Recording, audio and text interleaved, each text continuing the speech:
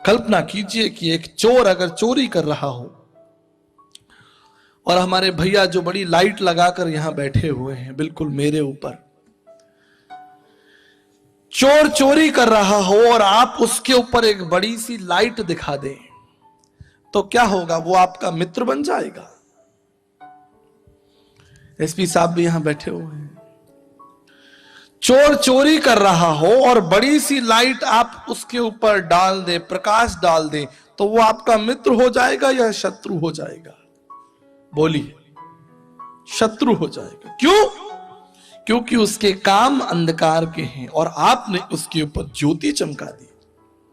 मेरे प्रियो, बाइबल कहती है हमारे काम अंधकार के हैं, हमारे काम झूठ के हैं और यीशु मसीह जगत की ज्योति है।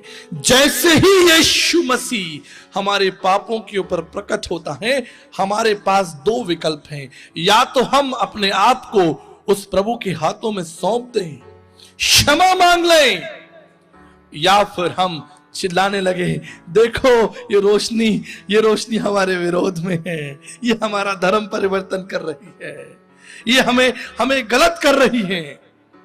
मैं आपको बताता हूं, रोमियो की पत्री उसका पहला अध्याय निकालिए बुक ऑफ रोमन्स चैप्टर 1 और पढ़िए। जब उन्होंने परमेश्वर को पहचानना ना चाहा, रोमियो उसका पहला अध्याय 28 पद, जब उन्होंने परमेश्वर को पहचानना ना चाहा तो परमेश्वर ने भी उनको निकम्मे मन पर छोड़ दिया कि वो सब प्रकार के अधर्म, दुष्टता, लोभ, हत्या, झगड़े, छल, ईर्ष्या से भरपूर होकर चुगलखोर, बदनाम करने वाले, परमेश्वर से घृणा करने वाले, दूसरों का अनादर करने वाले, अभिमानी, डींग मार, बुरी बातें बनाने वाले, माता पिता की आज्ञा ना मानने वाले, बुद्धिमान निर्बुद्धि, विश्वासघाती और माया रहित और निर्दयी हो गए। ये है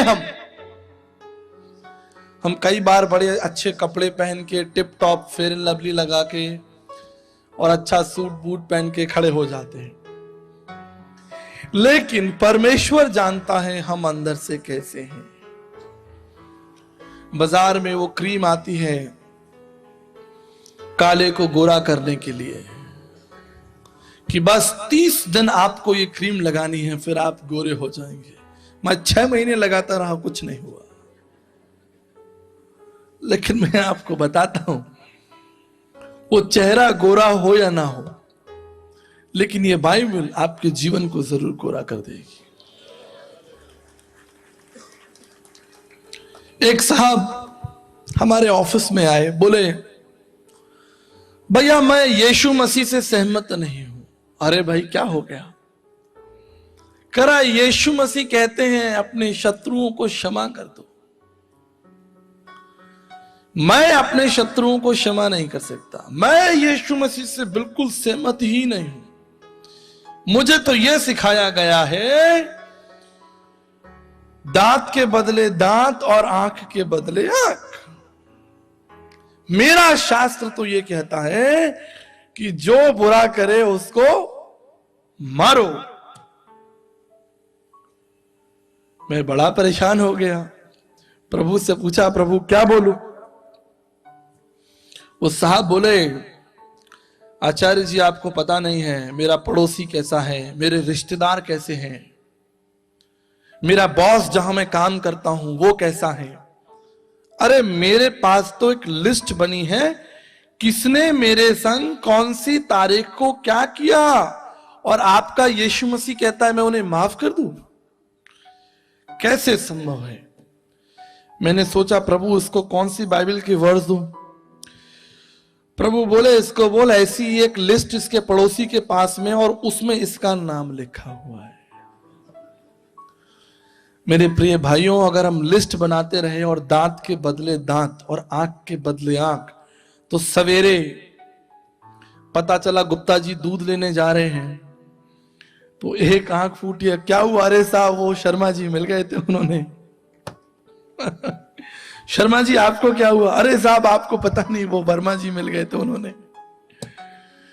इसलिए यीशु मसीह का सिद्धांत है अपने शत्रुओं को क्षमा कर दो, उनके लिए प्रार्थना करो।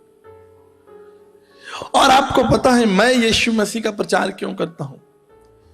इस पवित्र शास्त्र बाइबल में और भी लोग हैं, 5000 लोगों के नाम इसमें लिखे हुए हैं। आदम से लेकर प्रकाशित वाक्य तक 5000 लोगों के नाम लिखे हैं, पर मैं उनका प्रचार नहीं करता। क्यों? क्योंकि उनकी कथनी और करनी में अंतर है। करने वाला केवल यीशु मसीह है। उसने जो कहा है उसने करके दिखाया। एकमात्र वही हमारा विकल्प है। मेरे एक साहब हैं, मित्र हैं, उनके घर में एक बड़े से गुरुजी की फोटो लगी हुई है। मैं जब भी उनके पास उनसे मिलने के लिए जाता हूं, वो दौड़कर अपने कमरे से जब बाहर आते हैं, गुरुजी को नमस्कार करते हैं, नीचे बैठ जाते हैं। फिर थोड़ी देर में उठते हैं, गुरुजी का तस्वीर को हाथ लगाते हैं, फिर बैठ जाते हैं। अगर आप उनके संग 1 घंटा बातचीत करेंगे तो 1 घंटा में कम से कम 20 बार वो गुरुजी की तस्वीर को छूकर नमस्कार करेगा।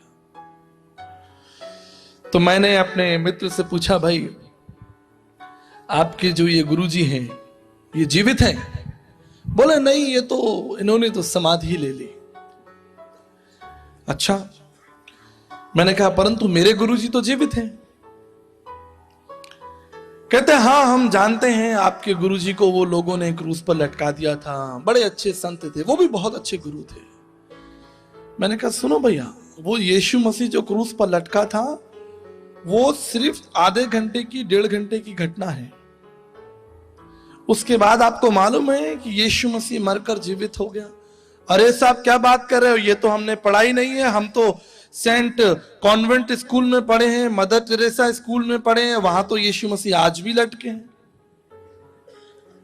क्या बात करते हो आप? मैं बोला देखो भैया, यहां पढ़ो, आप सेंट ट्रेजा में पढ़े हो या सेंट फ्रांसिस में पढ़ो, फर्क नहीं पड़ता।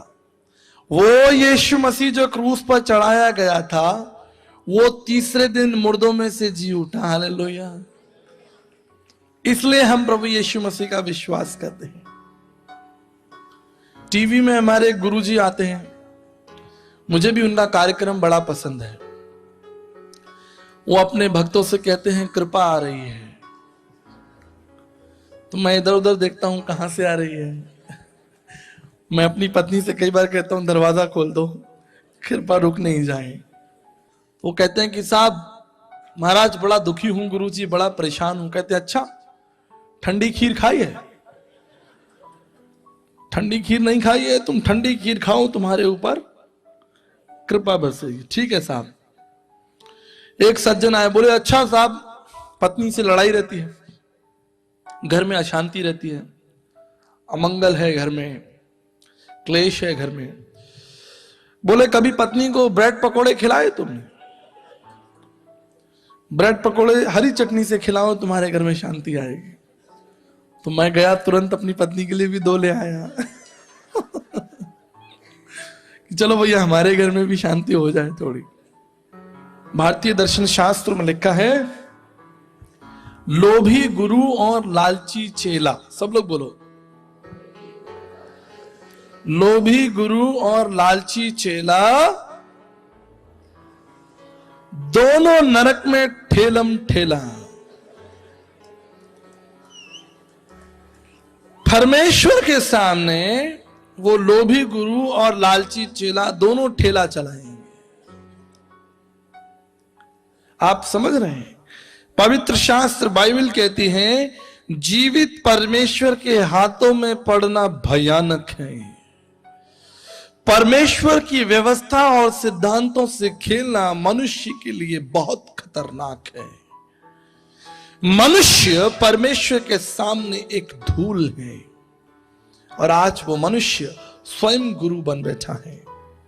भारतीय दर्शन शास्त्र में लिखा है मांत्रिक उपनिषद में साक्षान्न गुरु रेव हरे, केवल परमेश्वर हमारा गुरु है, मनुष्य हमारा गुरु नहीं हो सकता।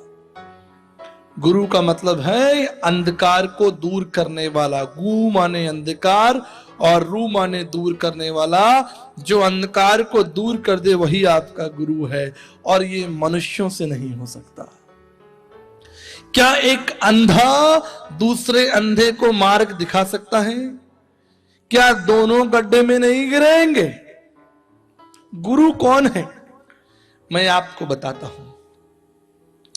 भारतीय दर्शन शास्त्र ब्रह्म विद्या पद 31 में लिखा है, परमात्मा परमेश्वर स्वयंभू सृष्टिकर्ता प्रजापति स्वयं परमेश्वर हमारा गुरु है।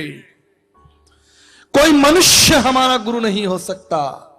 मनुष्य हमारा मित्र हो सकता है, भाई हो सकता है, लेकिन वो हमारा गुरु नहीं हो सकता जो हमको अपरोक्ष दर्शन करा सके। परमात्मा जो दासत्व में नहीं है, जो दूसरों पर निर्भर नहीं रहता, जो स्वयं केंद्रित है, स्वयं स्वचलित है, वो परमेश्वर हमारा गुरु है। ब्रह्म विद्या पद 31 में लिखा है। मुंडक उपनिषद 1-2-12 में लिखा है, श्रोत्रमम गुरु सब जानता है। श्रोत्रमम गुरु सब जानता है। मुंडक उपनिषद 1-2-12 में लिखा है, ब्रह्मनिष्ठम वो पूर्ण परमेश्वर है, आंशिक नहीं है। वो किसी संत और महात्मा के द्वारा नहीं, लेकिन स्वयं सर्वशक्तिमान परमेश्वर है। ब्रह्मनिष्ठम अथर्ववेद 11-5-17 में लिखा है, वो ब्रह्मचारी है। ब्रह्मचारी है, वो शादी ब्याह करके बच्चे पैदा नहीं करता। पढ़नी 4-4-98 में लिखा है, वो निष्पाप निष्कलंक है, उसके अंदर कोई पाप नहीं है, दोष नहीं है। पढ़नी 4-4-98 में लिखा है, वो निर्मल और त्रिकाल यज्ञ है, तीनों लोकों का स्वामी है। और विवेक चूड़ामणि 34-56 में लिखा है, वो संपूर्ण मनुष्य जाति के लिए शरण स्थल है। शरण स्थल है। ये 7 महत्वपूर्ण चिन्ह, 7 महत्वपूर्ण बातें। पहला परमात्मा, दूसरा श्रोत्रमम, तीसरा ब्रह्मनिष्ठम, चौथा ब्रह्मचारी, पांचवा निष्पाप निष्कलंक, छठा निर्मल त्रिकालयज्ञ और 7वां शरण स्थल। ये 7 महत्वपूर्ण चिन्ह जिसमें है, केवल वही हमारा गुरु हो सकता है।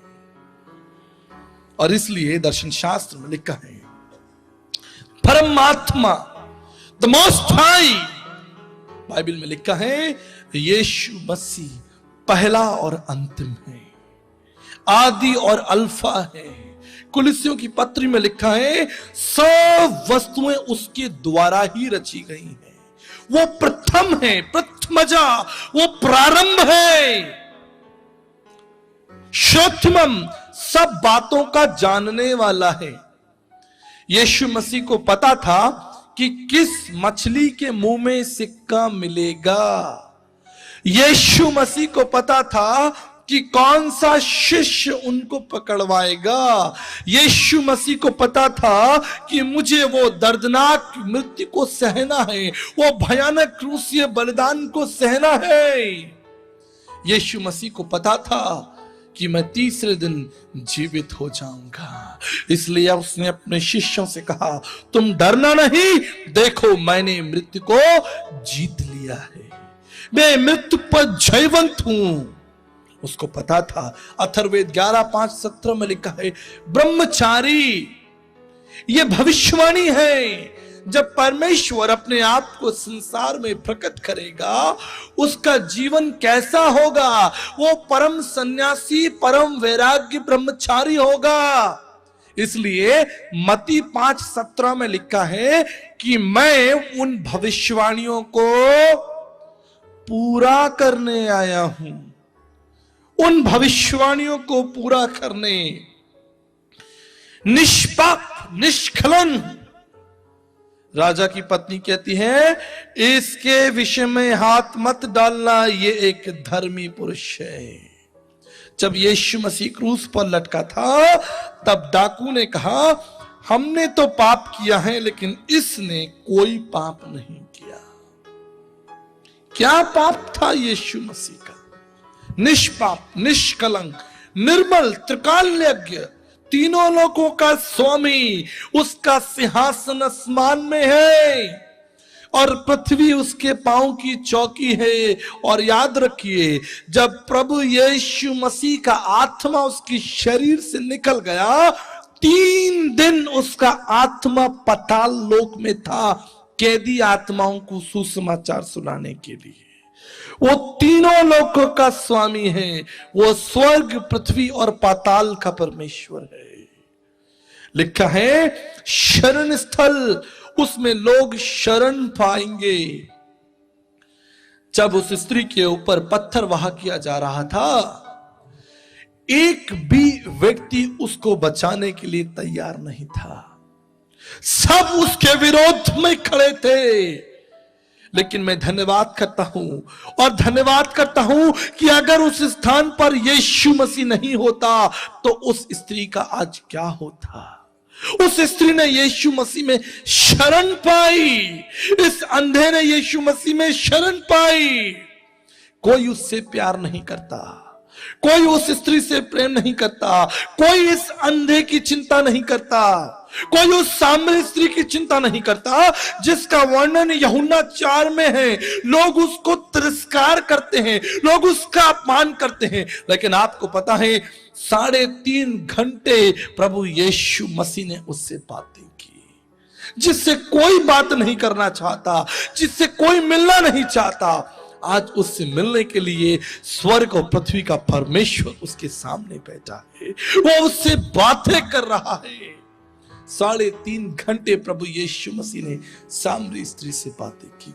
शरण स्थल, वो लोग जिनसे कोई मिलना नहीं चाहता, जिनका समाज में कोई स्थान नहीं है, उन लोगों को उसने अपने जीवन में शरण दी, बुलाया। मेरे प्रियो, पवित्र शास्त्र बाइबल में एक बड़ी सुंदर कहानी है, उड़ाऊ पुत्र की कहानी। लूका 15 अध्याय में आपको मिलती है। निकाल लीजिए अगर आपके पास पवित्र शास्त्र बाइबल है तो। लूका उसका 15 अध्याय और 11 पद से यह कहानी है। जब वो जवान बच्चा अपने पिता से अपनी संपत्ति का हिस्सा लेकर चला जाता है और अपने प्राणों की रक्षा के लिए वो सूअरों के बाड़े में अपने जीवन को काटता है, उसका धन समाप्त हो जाता है, उसके मित्र उसे छोड़कर चले जाते हैं। एक दिन उसके मन में यह विचार आता है कि वो कहता है, मैंने स्वर्ग के परमेश्वर और अपने पिता के विरोध में पाप किया है, अब मैं उठकर अपने पिता के पास जाऊंगा और अपने पिता से क्षमा मांगूंगा। मेरे प्रियो, मैं आपको बताना चाहता हूं, हमारे देश में एक बड़ा मुद्दा है जिसे हम घर वापसी कहते हैं, और मैं आपको बताता हूं, घर वापसी का मुद्दा परमेश्वर का मुद्दा है। घर वापसी का मुद्दा बाइबल का मुद्दा है। हर बालक अपने पिता को ढूंढता है और अपने घर लौटना चाहता है। उसने कहा, मैं अपने घर जाऊंगा और अपने पिता से कहूंगा कि पिता, मैंने तेरे विरोध में पाप किया है, I have sinned against you, मुझे क्षमा कर दो। जब वो मार्ग में था, 20 पद में लिखा है, अभी वो मार्ग में ही था, उसके पिता ने उसे देख लिया और दौड़कर गले लगाया। मैं आपको बताना चाहता हूं, इतने दिनों जब उसका पुत्र उससे दूर था, उस पिता को नींद नहीं आती होगी, उस पिता का मन हमेशा व्याकुल रहता होगा। क्यों? क्योंकि वो उसका जनक है, वो उसका सृष्टि करता है, उसने उसको पैदा किया है, वो उसके लिए तड़पता है। अगर इतने दिनों में वो जवान लड़का तड़पा है तो उसका पिता भी ठीक से सो नहीं पाया होगा। उसके मन में प्रत्येक दिन यही प्रश्न होगा, काश एक दिन मेरा बेटा लौट कर आ जाए। और जब उसका पुत्र लौट कर आया, वचन में लिखा है, उसने उस पर तरस खाया, उसे गले लगाया, चूमा। शायद हम होते तो कहते, भैया और पैसे लेने आ गए हो, अब नहीं है हमारे पास, इसको बाहर निकालो। लेकिन उसके पिता ने दौड़कर उसे चूमा, उसे प्यार किया, उसे गले लगाया, उसके हाथ में वो अंगूठी पहनाई और उसको अपना पुत्र स्वीकार कर लिया। मेरे प्रियो, आज परमेश्वर आपसे क्या चाहता है? परमेश्वर आपका धर्म नहीं बदलना चाहता। परमेश्वर चाहता है कि आप पापों से स्वतंत्र हो जाएं। परमेश्वर चाहता है कि आप एक बार फिर परमेश्वर के पास लौट आएं। भारतीय दर्शन शास्त्र मनुस्मृति अध्याय 2 में लिखा है, पापम पाप कर्मा पापात्मा पाप सम्मात्राहिमाम पुंडक्षम सर्व पाप हरे हरे। ए परमेश्वर, हमारे पापों को क्षमा कर दीजिए। हम जो पाप में डूब चुके हैं, हम पर तरस खाइए। और लिखा है, पिता ने अपने पुत्र पर तरस खाया। ऋग्वेद उसका 10वां मंडल में लिखा है, प्रभु हमें पाप से स्वतंत्र कीजिए। ऋग्वेद 7:86 में लिखा है, हमें दंड मत दीजिए। ऋग्वेद 5:85 में लिखा है, आप हमारे पापों को क्षमा कर दीजिए। और यीशु मसीह संसार में क्यों आया? यीशु मसीह संसार में इसलिए आया कि पापियों को क्षमा किया जाए। क्षमा का संदेश, उससे पहले बहुत से संदेश थे। जो पाप करे उसको मार दो, जो गलत करे उसको सजा दो। लेकिन कौन ऐसा व्यक्ति है जिसने पाप नहीं किया? कौन ऐसा व्यक्ति है जिसने अधर्म नहीं किया? संत तुलसीदास जी कहते हैं, मौसम कौन कुटिल खलखामी, पापी कौन बड़ो है मोह से, सब पतितन में नामी। आदरणीय संत तुलसीदास जी ने अपने पापों को अंगीकार कर लिया। मैं हूं पापी, उन्होंने इस बात को मान लिया। आदरणीय गुरु नानक साहब ने भी कहा, हूं पापी पतित परम पाखंडी, मैं तो परमेश्वर की दृष्टि में पापी हूं। जाऊं कहां तज चरण तुम्हारे, काको नाम पतित पावन कही अति दीन प्यारे। देव दनुज मुनि नाग मनुज, सब माया पे बस बेचारे। मेरे पापों को कौन क्षमा करेगा? कौन होगा जो मुझ पर तरस खाएगा? मेरे प्रियो, एक पक्षी भी अपने बच्चों से प्रेम करता है। एक बार एक जंगल में आग लग गई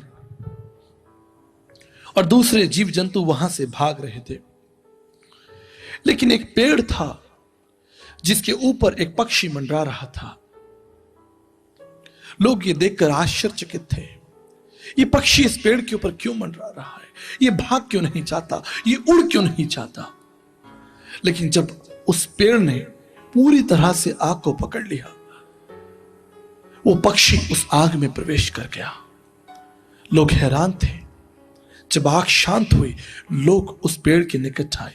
उन्होंने देखा एक बड़ा पक्षी उस स्थान पर जला हुआ है, लेकिन उस जले हुए पक्षी के नीचे 2 छोटे छोटे बच्चे उस स्थान पर है। एक पक्षी भी अपने बच्चों से प्रेम करता है, तो वो परमेश्वर जिसने आपको अपनी समानता में बनाया है, वो आपको कितना प्यार करता होगा।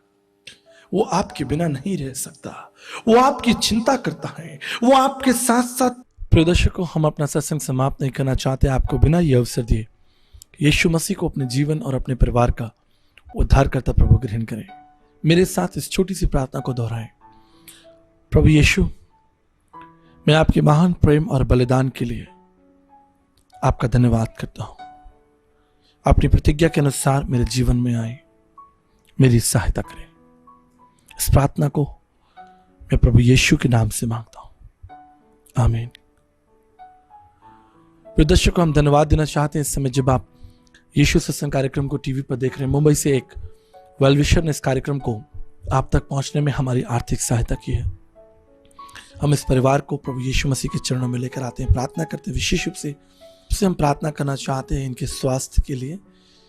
ये अल्जाइमर बीमारी से पीड़ित हैं, लेकिन हमारा विश्वास है कि हमारा प्रभु हमारा चंगाई दाता है, वो हमारे शरीर का निर्माण करता है। हम यीशु मसीह के नाम से प्रार्थना करते हैं कि इस रोग से आपको मुक्ति मिले। साथ ही प्रार्थना करना चाहते हैं हमारे तमाम दर्शकों के लिए जो हमारे कार्यक्रम से जुड़े हैं, हमारे लिए प्रार्थना करते हैं, हम आपके लिए प्रार्थना करते हैं। हम विशेष प्रार्थना करना चाहते हैं जवानों के लिए जो इस समय अपने माता पिता से दूर हैं, अपने जीवन के लक्ष्य को ढूंढ रहे हैं। कई जवान नशे में और तमाम प्रकार की बुराइयों में चले गए। ऐसे परिवार जहां पर पति पत्नी के बीच में तनाव है, मनमुटाव है, परिवार टूट रहे हैं, बिजनेस में और घर परिवार में, नौकरी में कई प्रकार की समस्याएं हैं। प्रभु परमेश्वर कहते हैं कि तुम अपना बोझ मुझ पर डाल दो, मुझे तुम्हारा ध्यान है। आकाश के पक्षी ना बोते ना काटते, लेकिन परमेश्वर को उनकी चिंता है। तो हम तो उसके बेटे और बेटियां हैं, ये प्रभु का वायदा है। आइए हम मिलकर इन सब बातों को प्रभु के चरणों में रखें और उस महान प्रभु से प्रार्थना करें। प्रभु परमेश्वर, मैं धन्यवाद करना चाहता हूं विशेष रूप से हमारे स्वेल विषय के लिए पिता परमेश्वर, जिन्होंने इस कार्यक्रम को आर्थिक रूप से सहायता की ताकि यह कार्यक्रम पूरे देश में ब्रॉडकास्ट किया जाए। हम यीशु मसीह के नाम से इन्हें और इनके परिवार को आशीष देते हैं। विशेष प्रार्थना करते हैं पिता, जब ये अल्जाइमर नामक बीमारी से पीड़ित है पिता, यीशु मसीह आप अपना हाथ बढ़ाएं और अपनी चंगाई को उनके जीवन में लेकर आए, ताकि इनकी चंगाई इनके जीवन की एक बहुत बड़ी गवाही हो। हमारा परमेश्वर यहोवा राफा है, वो चंगा करने में सामर्थ्य परमेश्वर है। हम प्रार्थना करना चाहते हैं हमारे तमाम दर्शकों के लिए जो इस वक्त टीवी पर देख रहे हैं, उनके बच्चे, उनके परिवार, उनके काम, उनके आने जाने, तमाम बातों पर आपकी आशीष हो। मैं विशेष प्रार्थना करता हूं जवानों के लिए पिता परमेश्वर। हम देखते हैं कई जवान जो अपने जीवन के उद्देश्य से भटक गए और तमाम बुराइयों में और तमाम नशे में और लड़ाई झगड़ा और गलत बातों में चले गए और उनका संबंध उनके माता पिता से भी टूट गया। इससे जवान बच्चों को आप वापस लौटा के आए पिता, वापस लौटा के आए, उनकी सहायता करें, उनकी मदद करें प्रभु जी, अनुग्रह करें। तमाम ऐसे परिवार जहां पर तनाव है प्रभु जी, पति पत्नी के बीच में तनाव है, बच्चे और माता पिता के बीच में तनाव है, भाई भाई के बीच में तनाव है, ऐसे तमाम परिवारों को आपके चरणों में सौंपते हैं। हमारे देश में बड़ी शांति हो, बड़ा अनुग्रह हो, ये हमारी प्रार्थना विनती पिता परमेश्वर। आप हमारे देश को संभालें और तमाम बातों को आपके चरणों में रखते हैं। प्रार्थना को यीशु मसीह के नाम से मांगते हैं, आमीन।